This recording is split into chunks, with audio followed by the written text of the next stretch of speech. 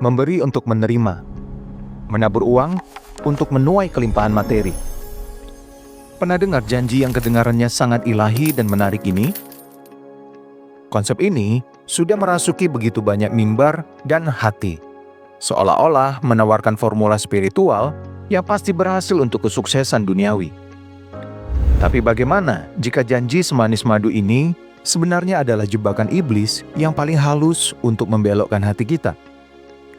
Bagaimana jika investasi iman yang mati-matian kita kejar justru sedang menuntun kita menyembah Mamon, dewa kekayaan, dan bukan Tuhan yang sejati?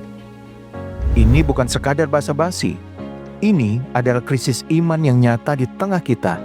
Sebuah penyimpangan berbahaya yang bisa meruntuhkan inti kekristenan itu sendiri. Mari kita bedah bersama dengan memasuki pintu berkat hari ini. Karena di balik setiap pintu, ada berkat yang menanti.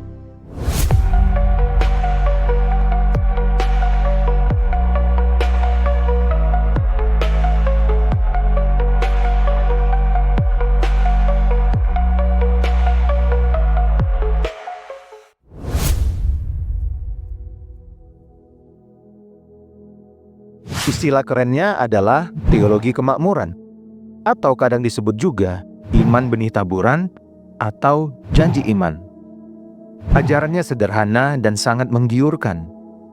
Kalau kamu menabur benih uang ke sebuah pelayanan atau gereja, Tuhan jadi punya kewajiban ilahi untuk memberi kamu panen materi yang berkali-kali lipat. Semakin besar taburanmu, semakin melimpah kekayaan yang kamu dapat. Mirip seperti mesin penjual otomatis ilahi.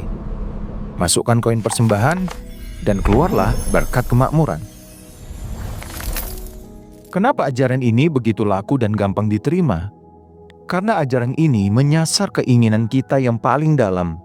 Rasa aman, nyaman, dan jalan pintas keluar dari masalah keuangan.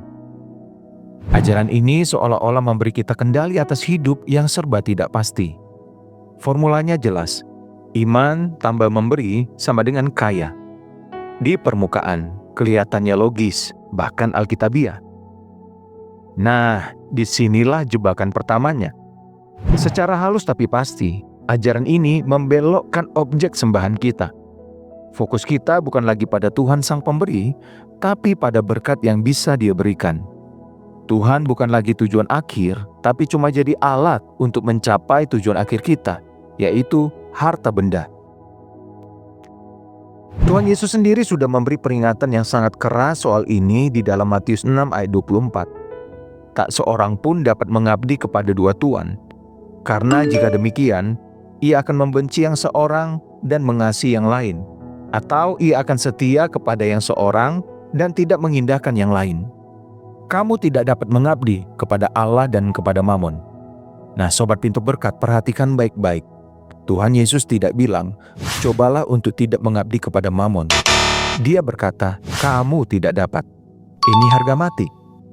Mamon, istilah dalam bahasa Aram untuk kekayaan, ditampilkan di sini sebagai saingan langsung Tuhan. Ia menuntut kesetiaan dan hati kita, sama seperti Tuhan yang juga menuntutnya. Dengan menjanjikan kekayaan sebagai imbalan utama iman, teologi kemakmuran memaksa kita memilih siapa Tuhanmu yang sejati. Tuhan yang kamu sembah karena dirinya, atau Mamon yang kamu layani demi apa yang bisa diberikannya. Jebakannya adalah, ajaran ini membuat kita percaya kita bisa mendapatkan keduanya. Alkitab berkata, itu mustahil. Ketika ajaran beracun ini diterima oleh gereja, dampaknya bisa menghancurkan, baik bagi diri sendiri maupun bagi komunitas. Coba kita lihat lebih dalam kerusakan yang ditimbulkannya. Pertama, hubungan kita dengan Tuhan jadi seperti transaksi bisnis. Doa bukan lagi curhat mesra dengan Bapa di sorga, tapi berubah jadi daftar pesanan. Ibadah bukan lagi ungkapan syukur, tapi jadi strategi bisnis untuk cari untung. Memberi, yang seharusnya jadi ekspresi kasih dan sukacita, berubah jadi setoran investasi yang menuntut pengembalian modal. Pola pikirnya jadi begini, Tuhan, saya sudah perpuluhan, sudah melayani, sudah doa. Mana mobil baru saya? Mana promosi saya? Engkau punya utang padaku. Wait, what? Ini adalah penghinaan terhadap kedaulatan dan kasih karunia Tuhan. Kedua, ajaran ini adalah pabrik kekecewaan massal. Apa yang terjadi kalau janji kelimpahan itu tidak kunjung datang?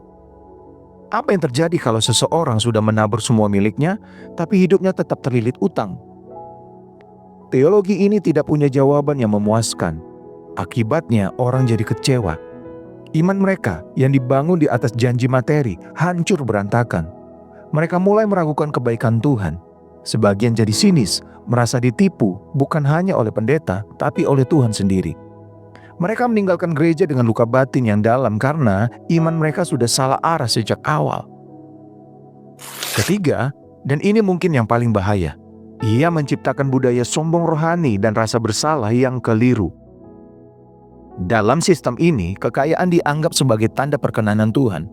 Orang kaya dipandang sebagai raksasa iman. Sebaliknya, orang miskin atau yang kesulitan keuangan secara tidak langsung dituduh punya iman yang lemah, dosa tersembunyi, atau kurang memberi. Pernahkah kamu ke gereja dan merasa minder karena mobilmu tidak semewah mobil pemimpin gereja? Atau merasa iman kamu cetek karena tidak mampu memberi sebanyak yang lain? Itulah buah beracun dari ajaran ini. Nah, saya ingin kita jeda sejenak. Apakah kamu pernah bergumul dengan ajaran ini atau melihat dampaknya secara langsung? Mungkin kamu pernah merasa tertekan atau bahkan terluka karenanya. Nah, kalau kamu berkenan, silakan bagikan pemikiran kamu dengan hormat di kolom komentar. Mari kita saling menguatkan dalam kebenaran.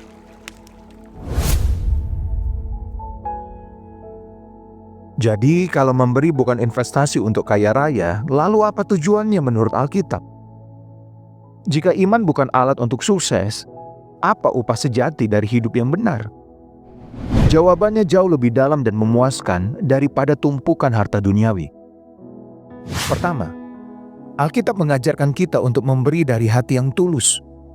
Rasul Paulus menjelaskannya dengan indah di dalam 2 Korintus 9 ayat 7. Hendaklah masing-masing memberikan menurut kerelaan hatinya, jangan dengan sedih hati atau karena paksaan, sebab Allah mengasihi orang yang memberi dengan sukacita. Kata kuncinya, rela dan sukacita. Pemberian Kristen sejati adalah luapan rasa syukur atas apa yang sudah Tuhan lakukan. Ini adalah tindakan penyembahan, sebuah pengakuan bahwa semua yang kita punya adalah miliknya.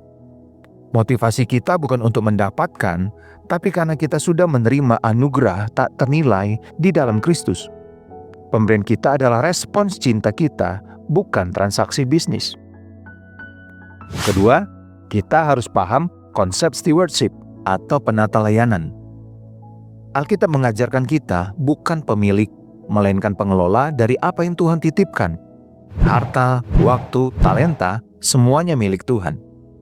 Tugas kita adalah mengelolanya dengan bijak untuk kemuliaannya. Cara kita mengatur keuangan di dunia ini adalah cerminan kondisi hati kita, sebuah ujian kesetiaan kita sebelum dipercaya hal yang lebih besar. Ini bukan soal menumpuk harta untuk diri sendiri, tapi tentang menyalurkan sumber daya Tuhan untuk tujuan kerajaannya. Ketiga, kita perlu mendefinisikan ulang apa itu kekayaan yang sejati. Teologi kemakmuran membuat kesalahan fatal dengan menyamakan berkat Tuhan dengan uang. Padahal, Tuhan Yesus terus mengarahkan pandangan kita ke sorga. Di dalam Matius 6, setelah memperingatkan soal mamon, Yesus berkata, "Tetapi carilah dahulu kerajaan Allah dan kebenarannya, maka semuanya itu akan ditambahkan kepadamu." Semuanya itu merujuk pada kebutuhan dasar seperti makanan dan pakaian, bukan kemewahan. Fokus utamanya adalah kerajaan Allah. Harta sejati adalah harta di sorga, yaitu karakter yang makin serupa Kristus, hubungan yang intim dengan Bapa, dan jiwa-jiwa yang dimenangkan. Itulah investasi abadi yang keuntungannya tidak akan pernah pudar. Uang itu sendiri tidak jahat. Uang adalah alat. Di tangan seorang penata layan yang baik, uang jadi alat luar biasa untuk memberkati yang miskin, mendukung pemberitaan Injil dan memajukan kerajaan Tuhan. Itulah tujuan ilahinya, bukan untuk ditimbun sebagai berhala. Nah, Sobat Pintu Berkat, jadi intinya apa? Ajaran investasi iman ini seperti fata morgana di padang gurun. kelihatannya menjanjikan, tapi pada intinya ia membelokkan penyembahan kita dari Tuhan ke Mamon. Ia menjanjikan kelimpahan, tapi seringkali hanya meninggalkan kekecewaan dan kesombongan rohani. Kebenaran Alkitab membebaskan kita dari tipuan ini. Pemberian yang sejati lahir dari hati yang bersyukur. Iman yang sejati tidak fokus pada apa yang bisa kita dapat dari Tuhan, tapi pada bagaimana kita bisa semakin memuliakan Dia. Dan kekayaan sejati tidak diukur dari saldo rekening kita, tapi dari harta surgawi yang kita kumpulkan. Panggilannya hari ini sederhana. Mari kita periksa hati kita. Siapa Tuhan yang sesungguhnya dalam hidup kita? Mari kita ubah pertanyaan kita. Bukan lagi, Tuhan, apa yang bisa Engkau beri untukku? Melainkan, Tuhan, apa yang bisa Kuberikan untukmu? Bagaimana hidupku, termasuk keuanganku, bisa menjadi persembahan yang menyenangkan hatimu? Jika pembahasan ini membuka wawasan dan memberkati kamu, mohon pertimbangkan untuk menekan tombol subscribe dan nyalakan loncengnya. Dengan begitu, kamu tidak akan ketinggalan video pendalaman Alkitab lain yang bertujuan membangun iman kita di atas dasar yang kokoh. Dan tolong bagikan video ini kepada siapapun yang kamu rasa perlu mendengarkan pesan ini. Nah Sobat Pintu Berkat, sampai jumpa di video berikutnya. Dibebaskan oleh firman, dikuatkan oleh kebenaran. Tuhan Yesus memberkati.